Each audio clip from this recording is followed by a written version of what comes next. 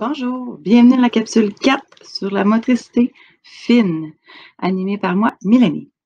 Lors de la dernière capsule sur la motricité globale, nous vous avons suggéré plusieurs activités pour bien préparer le corps de votre enfant à bien maîtriser toutes les parties de son corps. Avec la motricité fine, nous parlons plus précisément et vous guiderons à faire en sorte de devenir plus habile avec ses mains. Alors, la motricité fine, oui, c'est la main. Donc, c'est de faire des petits mouvements précis de la main, d'être capable de bouger les doigts individuellement. Parce que les enfants, vers 4 ans, et même un peu avant, souvent, ils vont être capables de prendre des objets, mais les doigts, ils ne sont pas dissociés, ils ne sont pas séparés. Alors, souvent, lorsqu'il fait des gestes, c'est avec tous les doigts de la main. Alors, on veut aider votre enfant à développer son habileté à utiliser simplement son agilité avec son pouce et son index. Parce que lorsque nous intégrons le crayon, pour bien tenir un crayon, votre enfant avait besoin de pouce, index majeur qui tiennent le crayon, pendant que l'annulaire et l'auriculaire sont repliés pour créer l'appui sur la table de travail.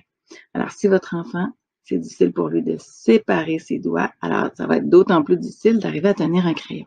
Alors, avant d'être capable de tenir un crayon, il faut préparer la main et l'aider à séparer ses doigts.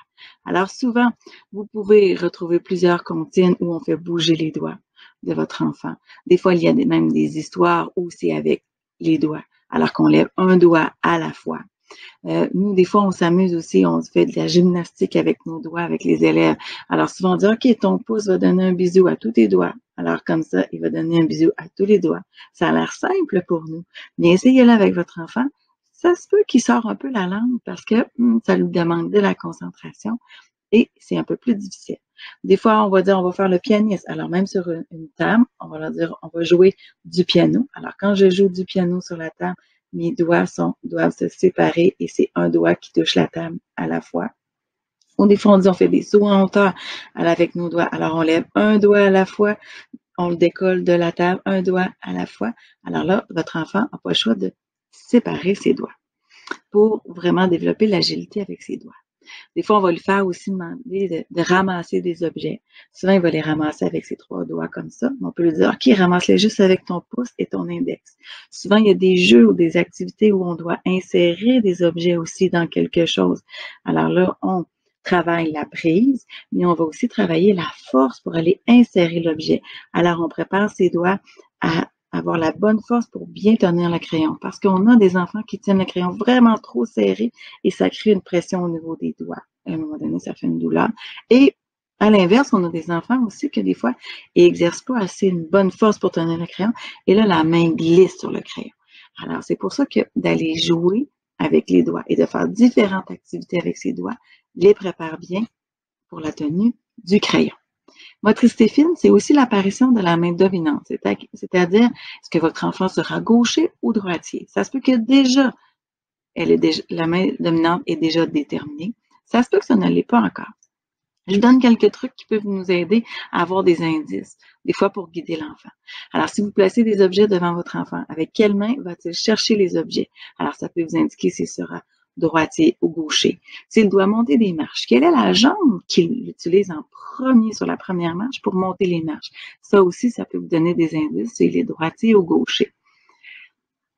Ça se peut aussi qu'il arrive à la maternelle et qu'il utilise encore ses 2 mains. Ce n'est pas encore déterminé. Alors là, avec votre aide, on va observer votre enfant, on va vous dire nos observations, on va observer avec quelle main est la plus agile. Parce que c'est sûr qu'il y a une main ou l'autre que ça se peut qu'il démontre un peu plus d'agilité, un peu plus de précision. Alors là, on va encourager votre enfant à utiliser cette main-là pour qu'il puisse continuer à faire des activités seulement avec cette main-là et aller vraiment développer encore plus de précision avec cette main. La motricité fine, c'est aussi la tenue des ciseaux et le découpage. Alors, pour tenir des ciseaux, alors j'ai les doigts là, qui sont insérés dans les ciseaux. Et lorsque je tiens les ciseaux, je dois ouvrir et fermer les ciseaux. Donc, regardez le mouvement. Alors, c'est facile pour vous à la maison de trouver des activités qui demandent ce même geste-là pour pratiquer votre enfant à ouvrir et fermer sa main et à exercer la bonne force aussi pour refermer les ciseaux et les ouvrir aussi. Varier les positions lors des activités de motricité fine. C'est quelque chose que vous pouvez faire à la maison, mais c'est quelque chose aussi que nous, on fait aussi à l'école.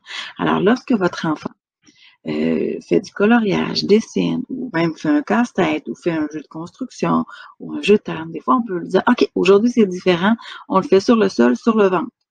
Ou aujourd'hui, OK, on va mettre la feuille au mur et on va dessiner sur le mur. Ou aujourd'hui, on va dessiner sur une plus petite table, alors on va se mettre à genoux pour dessiner sur la table.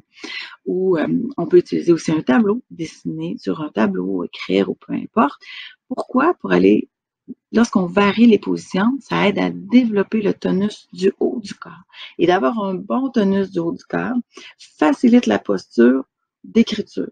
Alors, ça évite que votre enfant dise qu'il n'aime pas écrire parce qu'il est fatigué, parce que c'est difficile pour lui de tenir son corps, son haut du corps bien droit et bien appuyé, ses bras sur la table pour pouvoir bien écrire. Alors, en variant les positions, on va solliciter différentes parties du haut du corps qui développent son tonus. La motricité fine, c'est aussi la tenue du crayon. Ça, c'est un gros élément. Avant, on était bien directive à l'école et la tenue du crayon, c'était une tenue tripode, c'est-à-dire à 3 doigts. Comme je le disais précédemment, alors c'était avec le pouce, l'index et le majeur qu'on tenait le crayon.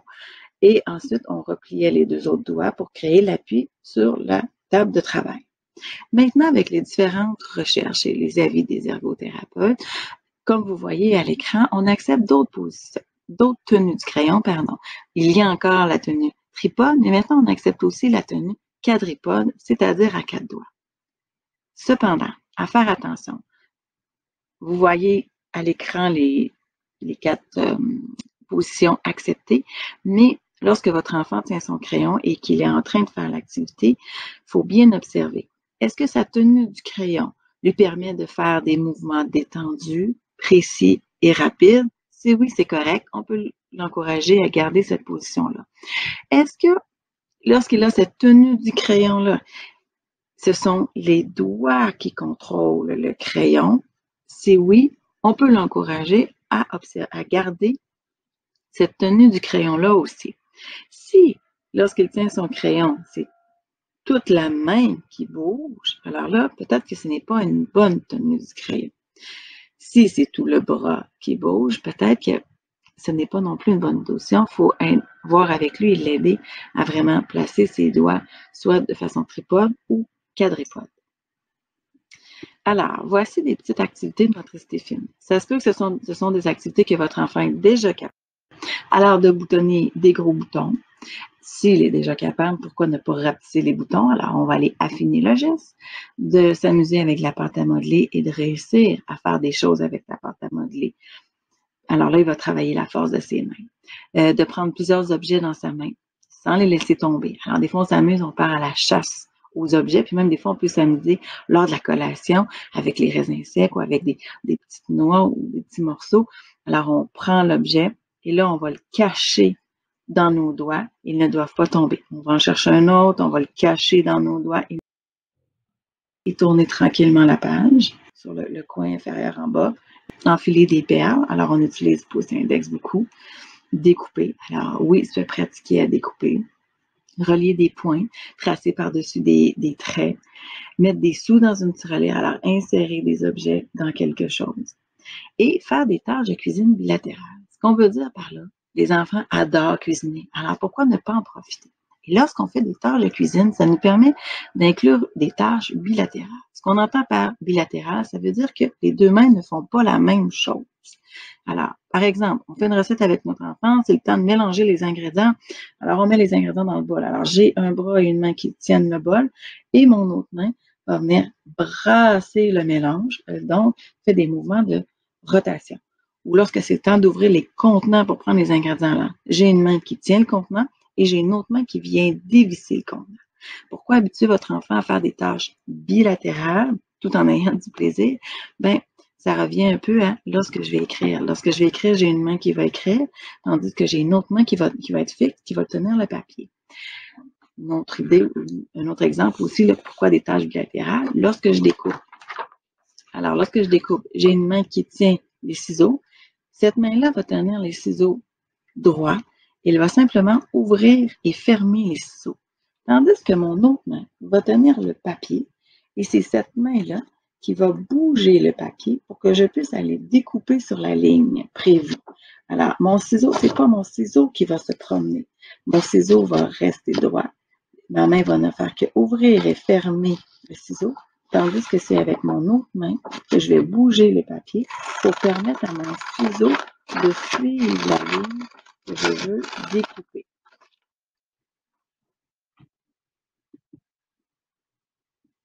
Alors, encore plus d'idées pour solliciter la motricité fine de votre enfant et ce qu'il devienne plus autonome possible et le plus agile possible. Alors, s'habiller seul. Les boutons, oui, mais les fermetures éclairs. Découper, colorier, dessiner, coller, écrire, déchirer du papier, peindre avec les doigts. Alors, c'est pas rare que quand ils sont plus jeunes, ils peignent avec toute la main. C'est peut-être parce qu'ils n'étaient pas capables de solliciter juste un doigt. Alors là, on va l'aider à peindre juste avec un doigt. On peint aussi avec un pinceau parce que tenir un pinceau, c'est le même positionnement que lorsque je tiens un crayon. Utiliser des balles anti-stress pour aller développer la force des mains. Chiffonner les papiers pour aller développer encore la force des mains. Ramasser des petits objets avec les doigts, mais ramasser aussi des petits objets avec les pinces. Alors là, je vais aller développer la force de mon pouce et mon index. Et au début, là, il n'est pas rare que les enfants, là, même avec une épingle à linge, ils prennent tous les doigts pour réussir à ouvrir l'épingle. Alors là, ça veut dire qu'on manque un peu de force, mais plus on va le faire, plus il va être capable d'ouvrir l'épingle à linge avec seulement le pouce et l'index. Plier des vêtements, jouer aux cartes et réussir à tenir les cartes. C'est vraiment pas facile pour nos petits cocos. De bien tenir les cartes, d'avoir la bonne force, pas trop de pression, puis de quand même laisser un peu de place pour être capable de bouger les cartes. Hein. Souvent, mes parents, ils sont capables de tenir les cartes, mais dès qu'ils veulent en enlever une, tout s'effondre. Alors, ça veut dire qu'ils tiennent trop fort les cartes. Alors, de bien s'ajuster, tout ça, c'est vraiment pas évident. Mais ils sont capables de réussir à tenir leur paquet de cartes en se pratiquant, bien sûr. Alors, ce sont tous des activités qu'on vous encourage à faire à la maison avec des objets que vous avez déjà à la maison pour aider votre enfant à devenir de plus en plus agile avec ses mains. Alors, c'est déjà terminé. Je vous remercie beaucoup. Et si toutefois vous avez des questions quant à la motricité fine, ne vous gênez pas de nous écrire à l'adresse courriel que vous voyez ici en route vers l'école @csnavigateur.qc.ca. Et moi, je vous invite à aller dans la boîte à outils sur le site Internet de la commission scolaire. Comme on vous a indiqué dans la capsule de présentation, dans la boîte à outils, sous l'onglet motricité fine, il y a 2 belles capsules animées par une ergothérapeute sur la tenue du crayon et le découpage. Et, elle présente de façon ludique, alors c'est à écouter avec vos enfants. C'est une petite histoire qui présente comment bien tenir son crayon et qui explique vraiment le travail de chacun de ses doigts. Et c'est la même chose pour le découpage qui explique le travail de chacun de ses doigts, mais sous forme d'une petite histoire très ludique. Merci encore et à une prochaine capsule.